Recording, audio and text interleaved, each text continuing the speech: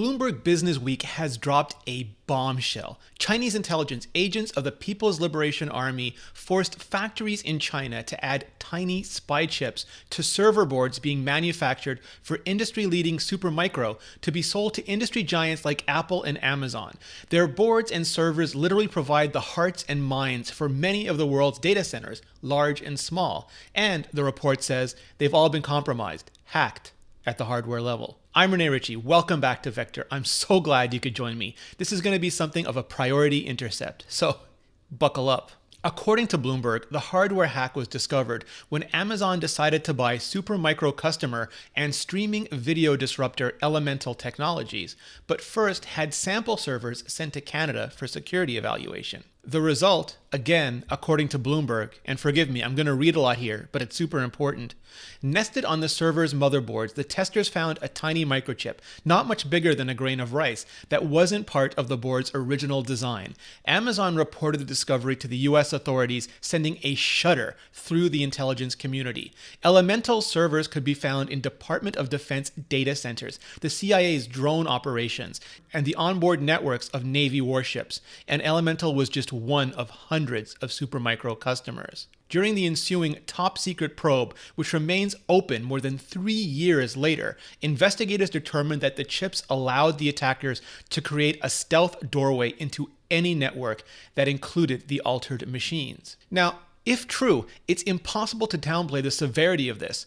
Compromised streaming servers running in the centers of not only the world's biggest technology companies, but the intelligence and defense apparatus of the US government. Bloomberg doesn't state whether any other countries use these servers in similar ways, but given Supermicro's position in the market, it's difficult to imagine they don't. Now, hardware attacks are nothing new. We've seen everything from juice jacking, which compromised USB ports to inject malware into any device that tried to connect with them, to interception attacks where agencies, including US intelligence agencies, according to Edward Snowden, grabbed devices during transit and compromised them before they got to their destinations. What this alleges, though, is deeper and far wider ranging than any of that. Here's how the attack supposedly worked. 1. A Chinese military unit designed and manufactured microchips as small as a sharpened pencil tip. Some of the chips were built to look like signal conditioning couplers, and they incorporated memory, networking capability, and sufficient processing power for the attack.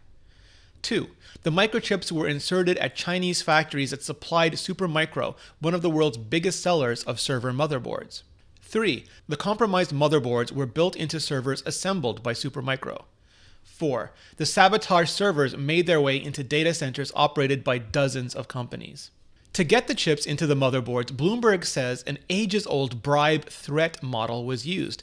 Plant managers at the factories where production had been outsourced were offered money, and if that didn't work, were threatened with business closing inspections if they didn't cooperate. And here's what Bloomberg says the chips did. In simplified terms, the implants on Supermicro hardware manipulated the core operating instructions that tell the server what to do as data moves across a motherboard. Two people familiar with the chip's operation say, this happened at a crucial moment as small bits of the operating system were being stored in the board's temporary memory en route to the server's central processor, the CPU. The implant was placed on the board in a way that allowed it to effectively edit this information queue, injecting its own code or altering the order of the instructions the CPU was meant to follow. Deviously small changes could create disastrous effects. Since the implants were small, the amount of code they contained was small as well, but they were capable of doing two very important things: telling the device to communicate with one of several anonymous computers elsewhere on the internet that were loaded with more complex code, and preparing the device's operating system to accept this new code. The illicit chips could do all of this because they were connected to the baseboard management controller, a kind of super chip that administrators use to remotely log in to the problematic servers, giving them access to the most sensitive code, even on machines that have crashed or are turned off. This system could let the attackers alter how the device functioned, line by line, however they wanted, leaving no one the wiser. So there's been some debate about the technical accuracy and acumen of Bloomberg's reporting. So much so, with something this important, I wish they'd engaged a high-level information security expert as technical editor before publishing. Bloomberg alleges these compromised boards found their way into over 30 U.S. companies, including banks, U.S. military and defense agencies, Amazon, and similarly, right up there in the headline, of course, Apple. Apple made its discovery of suspicious chips inside Supermicro servers around May 2015, after detecting odd network activity and firmware problems, according to a person familiar with the timeline. Two of the senior Apple insiders say the company reported the incident to the FBI, but kept details about what it had detected tightly held, even internally. Government investigators were still chasing down clues on their own when Amazon made its discovery and gave them access to sabotaged hardware, according to one U.S. official. This created an invaluable opportunity for intelligence agencies and the FBI by then running a full investigation led by its cyber and counterintelligence teams to see what the chips looked like and how they worked. Now, issues between Apple and Supermicro have been reported before. In February of 2017, The Information wrote, "In early 2016, Apple discovered what it believed was a potential security vulnerability in at least one data center server it purchased from the US-based manufacturer Supermicro Computer," according to a Supermicro executive and two people who were briefed about the incident at Apple. The server was part of Apple's technical infrastructure, which powers its web-based services and holds customer data. Apple ended up terminating its years-long business relationship with Supermicro, according to Tao Lang, a senior vice president of technology for Supermicro, and a person who was told about the incident by a senior infrastructure engineer executive at Apple. The tech giant even returned some of Supermicro's servers to the company, according to one of the people briefed about the incident. There is conflicting information about the exact nature of the vulnerability and the circumstances surrounding the incident. According to Mr. Lung, an Apple representative told its account manager at Supermicro via email that Apple's internal development environment was being compromised because of firmware it downloaded to certain microchips within servers it had bought from Supermicro. At the time, Apple's response to the information was this. Apple was, quote, "not aware of infected firmware found on the servers purchased from this vendor," end quote. The servers were described as being used by the Apple-acquired Topsy Labs team to improve App Store and Siri search, something echoed by Bloomberg.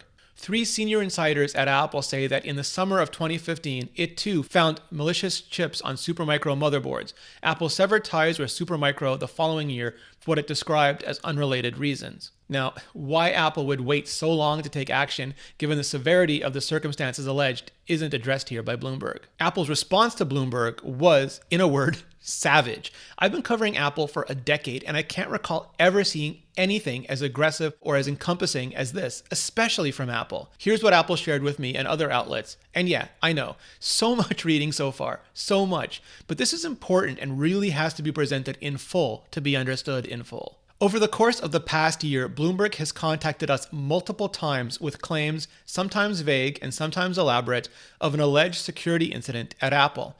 Each time we have conducted rigorous internal investigations based on their inquiries, and each time we have found absolutely no evidence to support any of them. We have repeatedly and consistently offered factual responses on the record, refuting virtually every aspect of Bloomberg's story relating to Apple. On this, we can be very clear. Apple has never found malicious chips, hardware manipulations, or vulnerabilities purposely planted in any server. Apple never had any contact with the FBI or any other agency about such an incident. We are not aware of any investigation by the FBI, nor are our contacts in law enforcement. In response to Bloomberg's latest version of the narrative, we present the following facts. Siri and Topsy never shared servers. Siri has never been deployed on servers sold to us by Supermicro, and Topsy data was limited to approximately 2,000 Supermicro servers, not 7,000. None of those servers have ever been found to hold malicious chips. As a matter of practice, before servers are put into production at Apple, they are inspected for security vulnerabilities, and we update all firmware and software with the latest protections.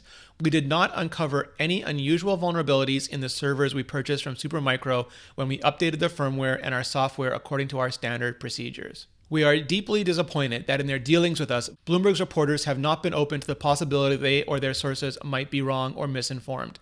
Our best guess is that they are confusing their story with a previously reported 2016 incident in which we discovered an infected driver on a single Supermicro server in one of our labs. That one-time event was determined to be accidental and not a targeted attack against Apple. While there has been no claim that customer data was involved, we take these allegations seriously, and we want users to know that we do everything possible to safeguard the personal information they entrust to us.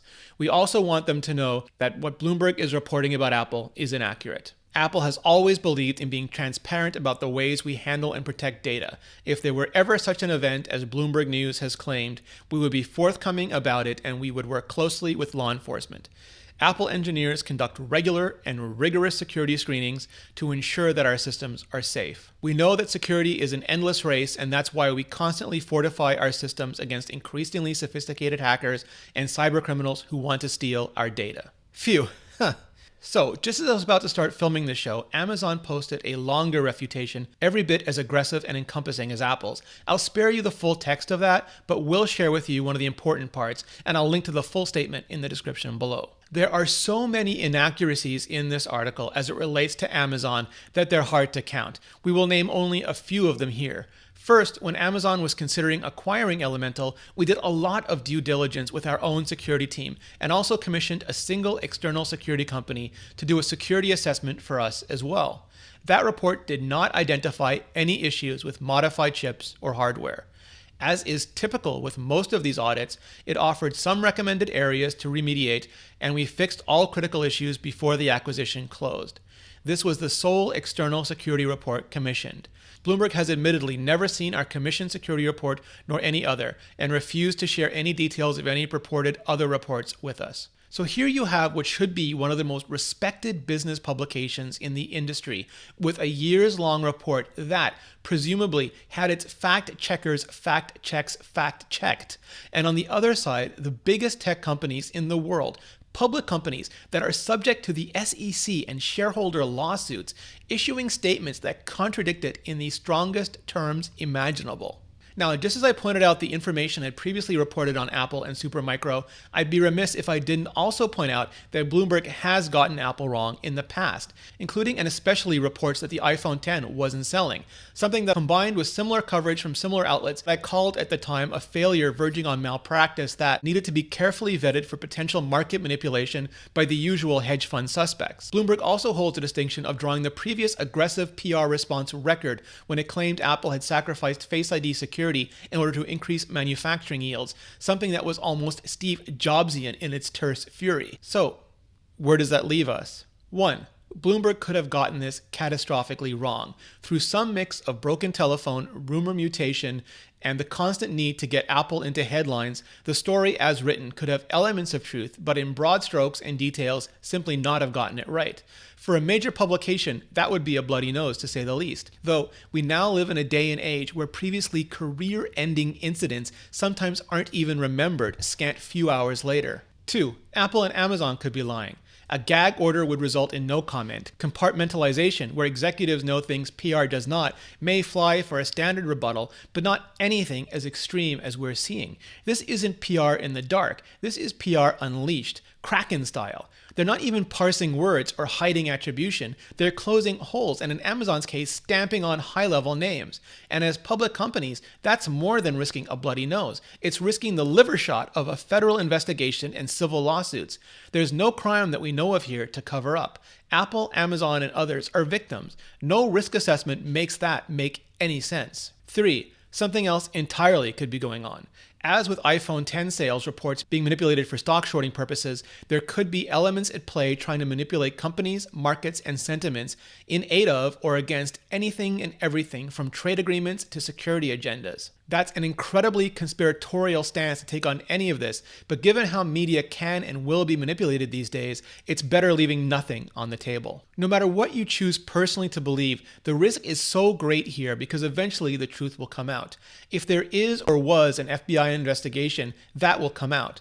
And that's where none of this makes any sense, at least not to me. And that's simply because this is a really deep topic with a lot to learn and a lot to understand. If you're at all interested in information security and what's going on behind the scenes with all of this, check out Skillshare.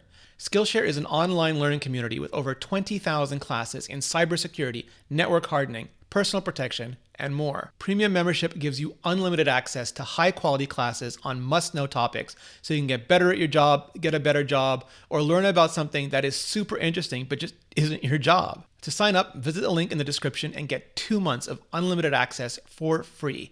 Act now and start learning today. Thank you, Skillshare. Now, I'm an optimist. I like to believe Bloomberg would fact check the hell out of all of this before printing word one, that they would have it cold. But I also like to believe no public company would risk refuting it this strongly if they weren't dead sure it was wrong. The various accounts can't be reconciled. There are no multiple truths here. Someone got it wrong or is lying under circumstances where getting it wrong or lying will be catastrophic. So now I'm going to leave it all to you. Do you think Bloomberg messed up, or do you think Apple, Amazon, and everyone else is covering up? Or is there something else entirely going on? If so, what? Hit like, hit subscribe, and then hit up the comments below. And thank you so much for watching.